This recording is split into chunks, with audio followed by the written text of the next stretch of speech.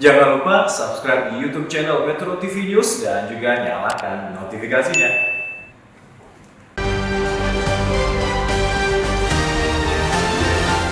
Agar rakyat percaya pejabat kepala daerah.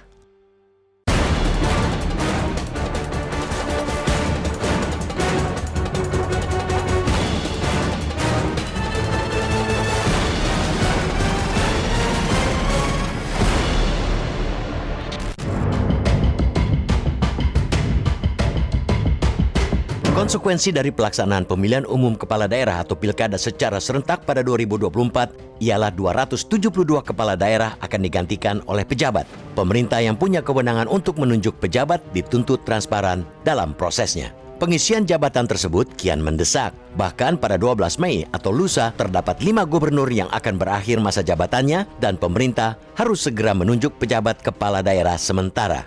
Namun sampai sekarang pemerintah belum menerbitkan peraturan pelaksanaan sebagai tindak lanjut pasal 201 Undang-Undang 10/2016 tentang pilkada sebagaimana putusan MK. Kelima kepala daerah tingkat provinsi tersebut yakni Gubernur Kepulauan Bangka Belitung Erzaldi Rosman Johan, Gubernur Banten Wahidin Halim, Gubernur Gorontalo Rusli Habibi, Gubernur Sulawesi Barat Muhammad Ali Baal Masdar, dan Gubernur Papua Barat Domingus Mandacan. Hingga 2 hari menjelang masa menjabat, pemerintah belum sekalipun secara resmi mengumumkan calon dan kandidat para pejabat ini. Dengan tuntutan transparansi, mestinya calon-calon yang diajukan kepada Presiden disampaikan ke publik, agar rakyat khususnya masyarakat di daerah yang akan dipimpin pejabat tersebut mengetahui para calon pimpinannya. Dan publik pun bisa ikut mengawal proses seleksi dan penunjukan pejabat gubernurnya. Tentu rakyat tidak mau proses seleksi ini menjadi otorisasi pusat tanpa mempertimbangkan aspirasi wilayah dan daerah masing-masing. Apalagi sejauh ini Kemendagri tidak memberi akses kepada masyarakat. Jangan sampai penunjukan pejabat kepala daerah seperti membeli kucing dalam karung.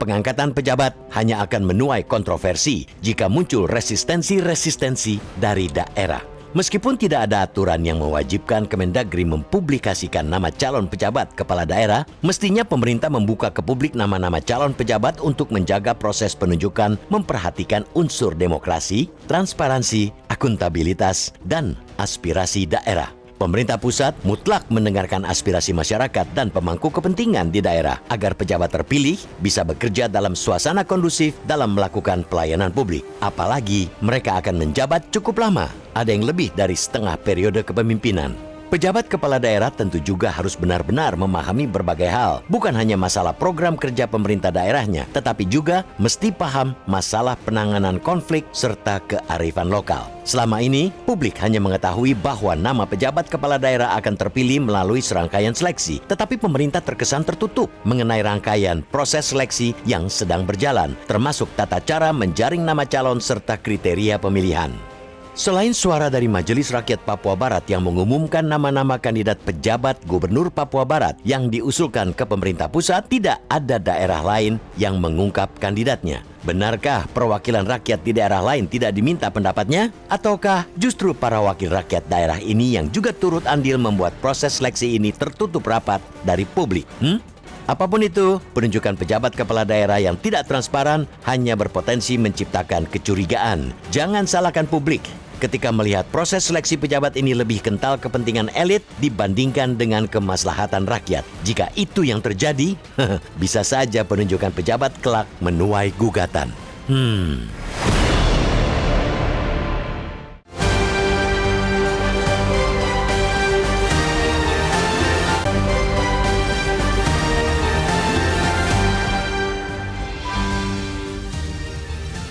Terima kasih pemirsa, Anda masih bersama kami di Editorial Media Indonesia. Dan sebelum kita berdiskusi, Bang Elman, kita mau bertanya dulu. Kita sudah tersambung lewat saluran telepon dengan anggota Dewan Pembina Perludem, Titi Anggraeni. Mbak Titi, selamat pagi. Selamat pagi Pak Yus, selamat pagi Pak Elman. Pagi. Sehat-sehat ya Mbak Titi. Mbak Titi, ini terakhir kali kita berbincang di udara, di layar ini, masih ingat dengan Mbak Titi juga soal penjabat kepala daerah, dan sampai sekarang ternyata belum juga ada informasi kandidat-kandidat penjabat kepala daerah. Tadi di awal saya tanya kepada Bang Elman Saragih, ada aturan yang dilanggar atau tidak? Tidak ada. Berarti kalau begitu bagaimana kita berharap pemerintah, Kementerian Dalam Negeri membuka ataupun menjelaskan calon-calon penjabat kepala daerah ini, Mbak Titi? Iya, Bang Leo, sebenarnya ada 3 putusan Mahkamah Konstitusi yang terbit terkait dengan pengisian penjabat ini. Putusan itu dibacakan 20 April 2022, putusan nomor 67 tahun 2001, 15 tahun 2022, dan 18 2022. Intinya adalah ketiga putusan tersebut meminta pemerintah untuk memperhatikan penerbitan peraturan pelaksana turunan dari pasal 201 Undang-Undang Pilkada untuk memastikan pengisian penjabat itu sesuai prinsip-prinsip demokratis, yaitu transparan, akuntabel, dan terbuka, memperhatikan aspirasi daerah, dan benar-benar mengutamakan pengisian penjabat sesuai kebutuhan real daerah. Bahkan pemerintah diminta terlebih dahulu melakukan pemetaan kebutuhan real daerah sehingga bisa diisi oleh penjabat yang tepat. Nah, putusan nomor 15 2022 bahkan menegaskan bahwa personel TNI Polri aktif tidak boleh menjabat sebagai penjabat. Karena kenapa? Karena bertentangan dengan Undang-Undang Aparatur Sipil Negara, dan kalau mau harus mengundurkan diri dari kedinasan aktif serta berstatus sebagai JPT Madya atau JPT Pratama. Jadi putusan MK itu sebenarnya merupakan jalan tengah untuk menengahi soal legitimasi penjabat dan juga memastikan prinsip-prinsip demokrasi tetap berjalan. Termasuk juga di putusan tersebut dinyatakan oleh MK agar memastikan penjabat ini bisa bekerja optimal mengakselerasi program-program pembangunan daerah, maka dipertimbangkan oleh Mahkamah untuk memberikan kewenangan yang sama dengan kepala daerah definitif. Nah, oleh karena itu makanya penting nih peraturan pelaksana turunan dari Undang-Undang Pilkada yang diterbitkan oleh pemerintah. Sayangnya pemerintah terlihat agak enggan dan bahkan sangat lamban di dalam merespon 3 putusan Mahkamah Konstitusi yang sebenarnya menjadi solusi jalan tengah begitu. Peraturan pelaksana itu berarti maksudnya bentuknya akan jadi peraturan pemerintah begitu, Mbak Titi? Kalau di putusan MK nomor 67 itu tidak eksplisit, tapi kan kalau kita lihat turunan dari undang-undang pasal 201 itu kan artinya di bawah undang-undang peraturan pemerintah. Sebenarnya tanpa harus diperintahkan oleh MK sendiri, Undang-Undang Pemda itu memerintahkan pemerintah menerbitkan peraturan pemerintah soal persyaratan penjabat dan juga masa lamanya jabatan penjabat, walaupun di Undang-Undang Pilkada sudah ada. Tapi MK menegaskan soal proses yang terbuka, transparan, dan akuntabel, serta memperhatikan aspirasi daerah. Nah, hari ini kan saya sebagai warga Banten misalnya, 15 Mei gubernur akan berakhir masa jabatannya. Sama sekali tidak mengetahui siapakah yang akan dipilih, kriteria penempatannya seperti apa, mengapa orang itu. Setidaknya kan ada diskursus publik yang bisa kita bangun ya. Oh, misalnya si Fulan begitu, si Fulan ini karena pertimbangan angka kemiskinan yang masih tinggi, pembangunan infrastruktur yang harus dikejar, maka kita butuh figur yang seperti ini. Nah, itu yang sayangnya sampai hari ini belum ada. Mbak Titi, kalau ada transparansi, katakanlah pemerintah misalnya mengumumkan kandidat penjabat kepala daerah, lalu misalnya di tengah jalan ada penolakan begitu dari masyarakat, itu memang bisa membatalkan atau memang pemerintah tetap bisa menunjuk orang ini? Nah, ini menariknya putusan Mahkamah Konstitusi yang tidak banyak dielaborasi ya. Putusan MK bahkan meminta pemerintah untuk mengevaluasi secara berkala, ada ruang evaluasi terhadap penjabat. Sehingga kemudian terhadap penjabat itu tidak seperti otoritatif absolut begitu ya. Jadi mekanisme evaluasi dan juga penilaian berkala oleh pejabat yang berwenang, dalam hal ini tentu Mendagri dan Presiden ya, Presiden kalau gubernur, itu diminta juga diatur sebenarnya oleh Mahkamah Konstitusi. Jadi kalau pemerintah sigap pertanyaan-pertanyaan tadi ya soal assessment atau penilaian kebutuhan real daerah, karena di dalam putusan itu Mahkamah menyatakan kebutuhan daerah itu pada dasarnya berbeda karena konfigurasi sosial, ekonomi, dan politik itu tidak sama. Nah, ini yang dibutuhkan dari pemerintah, sikap responsifnya begitu. Mbak Titi, ini pertanyaan terakhir. Kalau kemudian kita ambil contoh 5 gubernur yang akan berakhir 12 Mei ini, lalu pemerintah langsung memutuskan penjabat kepala daerahnya, itu tidak ada peraturan yang dilanggar kan ya? Secara formal tidak, tetapi ini bisa menjadi persoalan karena kan sebenarnya kriteria pengisian yang tadi terbuka, transparan, akuntabel, memperhatikan aspirasi daerah itu kan tidak dipenuhi. Nah, ini yang bisa rentan menimbulkan spekulasi, kontroversi dan juga bisa jadi kalau figurnya tidak tepat akan ada penolakan dari kelompok di daerah gitu, Bang Leo. Baik, terima kasih Mbak Titi Anggraini untuk pencerahan bagi pemirsa editorial Media Indonesia pagi ini. Selamat pagi Mbak Titi. Kembali lagi Bang Elman, kalau betul tadi ada putusan MK yang meminta, tapi kan ternyata kalau kemudian tanggal 12 Mei contoh 5 kepala daerah itu digantikan oleh penjabat kepala daerah yang diputuskan sendiri oleh pemerintah, tidak ada peraturan yang dilanggar secara legal formal, ya berarti aman-aman saja Bang. Ya, kalau kita jawab secara singkat, ya aman. Pemerintah tidak bisa diganggu, digugat. Karena tidak melanggar peraturan. Tidak melanggar peraturan, apapun tidak dilanggar itu. Nah, memang sebetulnya kan bukan pemerintah tidak menjalankan kemungkinannya kan begitu kan. Soal terbuka, ya nanti dulu kan gitu kan. Tapi kan ini kan untuk mencegah buruk sangka aja kan.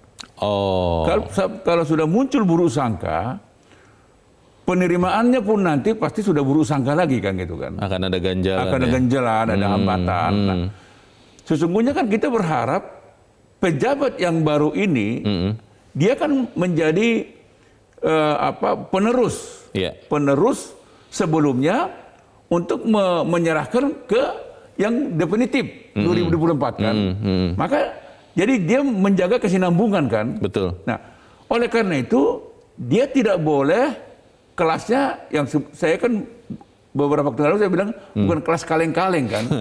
Dia harus betul-betul tetap nomor 1 yang terbaik kan gitu kan. Walaupun penjabat. Walaupun penjabat karena ada yang sampai 2,5 tahun lebih. Betul. Ya kan itu. Nah, kalau yang tanggal 15 nanti kan berarti 2,5 lebih dia kan. Jadi lebih dari separuh periode kan gitu kan. Maka dibutuhkan memang pejabat yang tangguh kan. Nah, yang cakap ya. Yang cakap. Inilah sebetulnya diharapkan. Kenapa sih kalau bisa dibuka? Kenapa sih kalau bisa transparan? Kan nggak ada yang salah. Bang, tapi mungkin belajar, saya berusaha memahami saja ya, walaupun saya bisa salah juga. Mungkin pikiran pemerintah, kenapa tidak dibuka transparan? Karena ini kan sangat syarat dengan nilai-nilai politis. Bisa jadi kalau kemudian dibuka, ada orang-orang yang memang dipakai dalam tanda petik, diarahkan untuk menolak calon penjabat kepala daerah, dan ini akhirnya menimbulkan kegaduhan saja Bang. Mungkin pemerintah berpikir, ya sudah kita tidak usah buka transparan, nanti pada waktunya berganti kita pilih, dan itu nanti kita akan lihat seperti apa. Mungkin untuk menghindari kegaduhan Bang, bagaimana Bang? Iya, saya bisa memahami perkiraan-perkiraan semacam itu kan. Ya memang kadang-kadang akan menjadi bisa buyar kan. Artinya kalau sempat itu diumumkan, ya pasti masyarakat satu pun itu nggak cocok. Pasti. Ya kan gitu kan. Ada saja yang tidak setuju. Cocok di sini, di sana nggak cocok kan gitu kan. Ya disitulah sebetulnya dilematis kan. Tetapi kan mungkin pemerintah harus mencari bentuk lain ya. Bentuk keterbukaannya bagaimana, bentuk transparansinya gimana kan gitu kan. Tapi tentu untuk seperti pemilihan kepala daerah kan tidak mungkin kan. Pilkada yang sesungguhnya enggak. Tetap otoritas itu pemerintah yang menentukan kan. Oleh karena itu harapan kita, siapapun nanti akan ditunjuk, karena toh juga kita lihat pemerintah tertutup, ya harus betul-betul bisa meyakinkan masyarakat provinsi yang bersangkutan bahwa memang dia yang lebih tepat. Jangan-jangan dia akan lebih bagus dari gubernur sebelumnya kan. Supaya apa? Jadi untuk langkah pertama 12 Mei ini, pemerintah harus membuktikan pejabat gubernur ini adalah yang terbaik. Sehingga pengangkatan pejabat gubernur berikutnya sama pejabat wali kota, bupati, itu tidak menimbulkan kegaduhan, tidak menimbulkan penolakan kan gitu. Ini penting ini. Harapan kita begitu. Tapi kalau masih bisa diupayakan terbuka, transparan, ya coba cari bentuknya bagaimana kan gitu kan. Iya. Supaya partisipasi publik ini juga bisa Iya. lebih dimungkinkan kan Oke. gitu kan. Tadi ada juga sebagian informasi yang disampaikan Mbak Titi, saya terus terang baru menyadari juga Bang, di kesempatan yang lalu kita juga sempat berbincang mengenai kandidat penjabat kepala daerah itu bisa juga tidak berasal dari masyarakat sipil, dari pejabat TNI Polri, tapi ternyata di putusan MK dikatakan bahwa pejabat kepala daerah ini kalau berasal dari TNI Polri harus mengundurkan diri, tidak bisa petugas atau perwira TNI Polri aktif yang menjabat. Ini bagaimana Bang? Memang sebetulnya andai kata tadinya dibuka dari TNI Polri, itu jauh lebih bagus. Karena menurut saya sumber aparat di TNI Polri ini itu kan sangat mumpuni juga kan. Iya. Justru menurut saya mereka ini sudah terlatih, terdidik.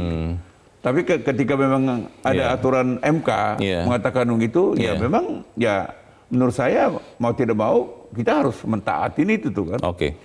Memang kalau tadinya dibuka itu, ya memang bisa juga menimbulkan buruk sangka lagi-lagi. Itu dia. Lagi-lagi nih TNI Polri ini mengambil alih lagi tugas-tugas yang tugas-tugas sipil kan gitu kan masyarakat. Pertanyaannya adalah kan ada 200 juta kepala atau sekian kepala di daerah yang akan diganti kepala daerahnya, kan pikirannya masing-masing Bang. Bagaimana kita bisa membuat kemudian rakyat itu percaya kepada penjabat kepala daerah? Bagaimanapun prosesnya akan kita bahas di bagian berikut, dan pemirsa tetap bersama kami. Editorial Media Indonesia segera kembali.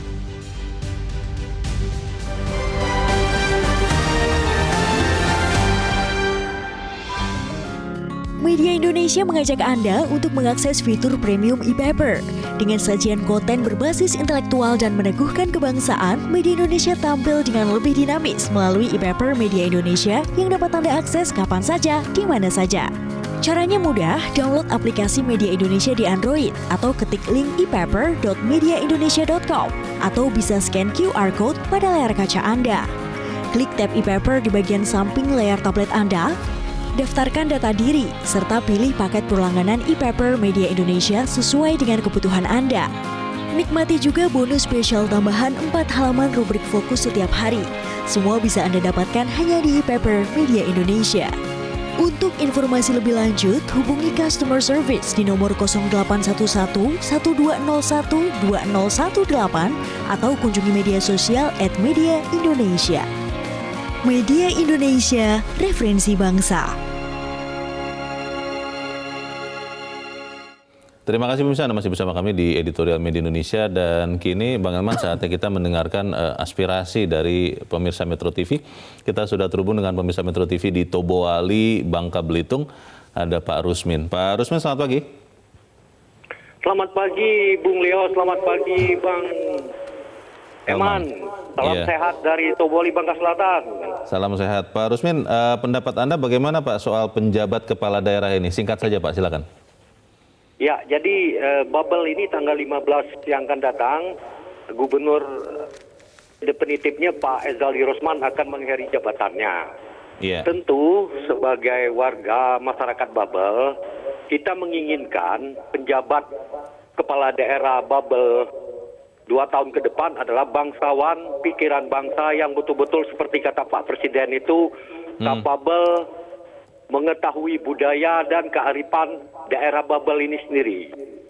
Dan tentunya tidak ada nuansa politisnya, itu yang paling pentingnya. Jangan sampai kalau ada nuansa politis atau titipan dari elit-elit Jakarta, ini pembangunan kelanjutan di bubble tidak berjalan sebagaimana mestinya, dan bukan tidak mungkin, tidak mungkin ini Bung Leo akan menimbulkan restriksi di masyarakat. Penolakan kan sayang kalau pembangunan di daerah ini kan bubble sekarang sedang baik, sedang menunjukkan tingkatan pembangunan yang baik. Nah, kalau salah penempatan penjabat kepala daerah, waduh, Bung Leo dan Bang Eman mungkin bisa membayangkan lah. Nah, Saya pikir itu aspirasi saya. Mudah-mudahan Baik. bisa didengar oleh elit. Terima kasih, Bung Leo. Selamat pagi.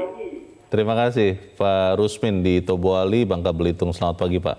Di belakang Pak Rusmin ada Pak Vence di Manado, Sulawesi Utara. Pak Vence, selamat pagi Pak. Selamat pagi Bung Leo, selamat pagi Pak Elman. Shalom. Selamat pagi Pak Vence. Ya, salam sehat. Silakan Pak Vence. Jadi begini Bung Leo. Kita ambil dulu dari sononya bahwa kepala daerah itu baik dia gubernur, wakil gubernur, bupati, wakil bupati, wali kota, wakil wali kota itu kan jabatan politis. Ya. Jadi otomatikally bahwa dalam proses pergantian ini kepentingan elit politik sudah pasti di pusat sana bergerak. Tapi yang jadi persoalan di sini, saya kembali ke apa yang disampaikan Ibu Titi tadi, bahwa sudah 3 keputusan MK tentang pengisian pejabat yang kosong sekarang. Nah, yang paling penting di sini itu adalah bagaimana kita mengganti pejabat yang masa jabatannya sudah selesai dengan orang-orang yang kapabel. Artinya bahwa betul-betul memiliki kualitas yang terutama dia paham tentang daerah itu sendiri. Jangan kita masukkan orang pemimpin di sini yang dia nggak tahu Sulawesi Utara seperti apa, misalkan seperti itu. Jadi kita kembalikan saja seperti apa yang dikatakan Bu Titi tadi, bahwa Pak Presiden, Menteri Dalam Negeri, dia harus mengacu kepada apa yang sudah diputuskan oleh MK tentang penggantian ini. Itu saja barangkali Bung Leo, Pak Elman. Terima kasih Metro TV. Terima kasih Pak Vence di Manado, Sulawesi Utara untuk pendapat Anda. Selamat pagi Pak. Di belakang Pak Vence ada Pak Tasrik Usman di Banjarmasin, Kalimantan Selatan. Pak Tasrik, selamat pagi. Selamat pagi Mas Leo, selamat pagi Bang Herman. Selamat pagi. Silakan Pak Tasrik, pendapat Anda singkat padat saja, silakan. Iya, memang pengangkatan penjabat kepala daerah di tahun ini itu sangat seksi. Kenapa? Karena jabatannya cukup lama. Yang selama ini kan ketika orang diberikan jabatan penjabat itu hanya berumur 6 bulan, tetapi ini kan 2 tahun lebih. Sehingga dikaitkan dengan jabatan gubernur itu adalah jabatan politis, maka kepentingan-kepentingan politis khususnya di nasional itu akan ikut intervensi kepada kepentingan-kepentingan pengambilan kebijakan oleh Mendagri dan Presiden. Nah, saya ingin memberikan masukan kepada Presiden supaya aman, Presiden ikuti yang putusan Mahkamah Konstitusi. Artinya Mahkamah Konstitusi menghendaki pemerintah silakan menentukan, tetapi harus memperhatikan cara yang transparan, kemudian kepentingan daerah itu sendiri, kepentingan masyarakat di daerah itu. Kalau itu Presiden mengambil langkah itu, insya Allah itu akan aman.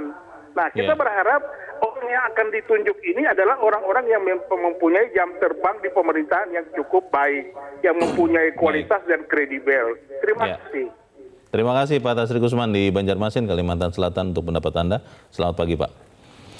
3 pemirsa, benang merahnya sama ini Bang Aman, bahwa ya sudah Presiden, pemerintah, Menteri Dalam Negeri ikutilah arahan dari putusan Mahkamah Konstitusi. Tapi kembali lagi Bang, kalau kemudian tidak ada peraturan yang dilanggar, ya akhirnya tidak ada masalah juga untuk tidak membuka siapa-siapa kandidat calon penjabat kepala daerah ini. Bagaimana Bang? Ya memang nanti berpulang kepada outputnya kan. Ya. Kalau nanti para pejabat gubernur, bupati, wali kota ini nanti betul-betul mumpuni, betul-betul kapabel, dan memang sesuai dengan yang dikehendaki oleh masyarakat, pasti semua akan aman-aman saja. Nggak ada masalah itu. Kan. Yang menjadi soal adalah kalau satu saat tidak cocok, bahkan sepertinya kemampuan dia, pemahaman dia tentang daerah itu juga nol. Nah, disinilah pentingnya pemerintah juga harus melakukan pengawasan kan, harus mengawasi dari awal. Kalau nanti dalam perjalanan ada ditemukan pejabat itu tidak cakap, maka segera diganti. Bisa itu ya? Ya, bisa lah. Kenapa tidak bisa? Karena ini kan tidak ada katakanlah jaminan bahwa pejabat yang dilantik, misalnya seperti ini 5 gubernur ini kan, tanggal 12 ini dalam waktu dilantik, dia akan berakhir sampai 2024. November 2024 nggak begitu. Kalau dia memang tidak cakap, memang sebaiknya diganti. Iya. Nggak boleh pemerintah membiarkan pejabat itu tidak cakap tapi diteruskan. Karena yang akan rugi, yang menderita langsung adalah masyarakat yang dipimpinnya. Iya.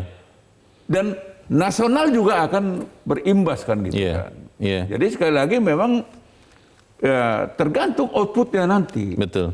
Ini kan sebetulnya kan rambu-rambu yang diberikan oleh Mahkamah Konstitusi ini dan harapan-harapan masyarakat ini adalah untuk mencegah.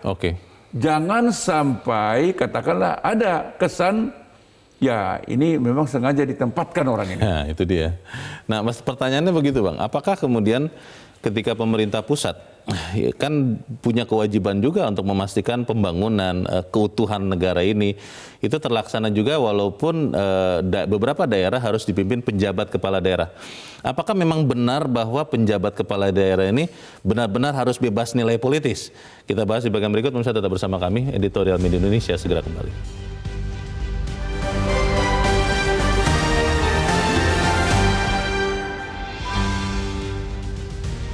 Terima kasih pemirsa, Anda masih bersama kami di Editorial Media Indonesia dan kita di bagian akhir diskusi kita pagi ini. Bang Elman, melihat perkembangan yang terakhir terjadi, apa yang kita bisa harapkan khususnya mungkin dari pemerintah ya, karena pemerintah yang punya otoritas untuk memastikan bahwa penjabat kepala daerah itu memang bekerja terutama untuk masyarakat yang akan dipimpinnya, Bang. Pertama yang kita inginkan adalah pemerintah harus memastikan bahwa pejabat yang akan ditunjuk jadi gubernur, bupati, wali kota ini adalah pejabat yang sudah paham. Jangan lagi menyesuaikan belajar lagi. Uji coba. Probation. Jangan sampai dia pengetahuannya tentang daerah itu nol. Karena nggak cukup waktu. Karena sekarang ini masyarakat dan memang tuntutan akibat pandemi ini diperlukan kecepatan yang sangat spektakuler untuk mengimbangi ketertinggalan kita. Karena kita tertinggal 2 tahun. Sekitar 2 tahun ini memang harus dipacu ini. Jangan sampai waktu yang dari sini sampai 2024 ini malah dia apalagi menurun kan? Karena belajar dulu, penyesuaian dulu. Nggak boleh. Jadi begitu dia dilantik, hari itu juga dia sudah betul-betul langsung menjadi pejabat yang sebenarnya gitu. Langsung bekerja. Tidak perlu waktu menyesuaikan ini, tidak ada lagi waktu untuk menyesuaikan. Hari itu juga dia sudah sesuai. Dan dia sudah klop dengan semua staf gitu. Itu penting itu. Ini jangan sampai terjadi seperti yang saya harapkan tadi, pejabat itu tidak siap. Kedua, pemerintah harus mencegah keraguan masyarakat, kekhawatiran masyarakat bahwa pemerintah punya agenda. Titipan. Jangan sampai muncul kesan itu. So begitu kesan itu muncul, ini kita juga akan menghadapi pemilu 2024. Jadi tidak hanya sekedar daerah itu yang akan terimbas, tapi secara keseluruhan, secara nasional itu bisa berakibat kepada pemilu bulan Februari 2024 yang akan datang. Jadi pemerintah harus hati-hati. Oleh karena itu kita ingatkan pemerintah jangan sampai terlibat untuk titipan-titipan apapun.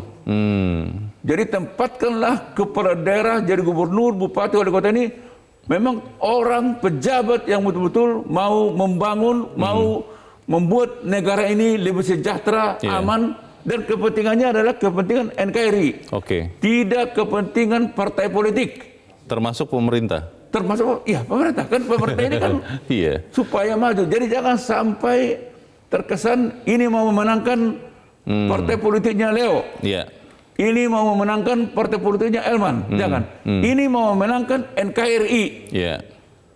Bhinneka Tunggal Ika. Dan bekerja maksimal untuk rakyat di daerah yang dipimpinnya. Sepanjang itu dijaga oleh pemerintah, saya tidak khawatir. Mau tertutup, mau terbuka, silakan. Baik. Toh juga kalau saya juga setuju.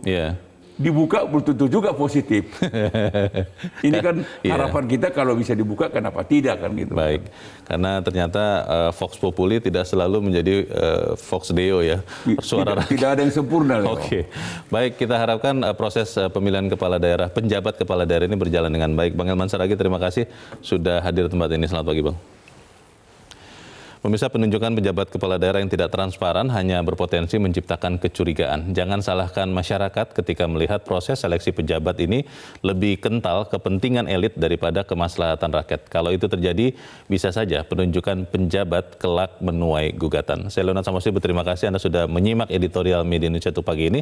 Selamat pagi, sampai jumpa.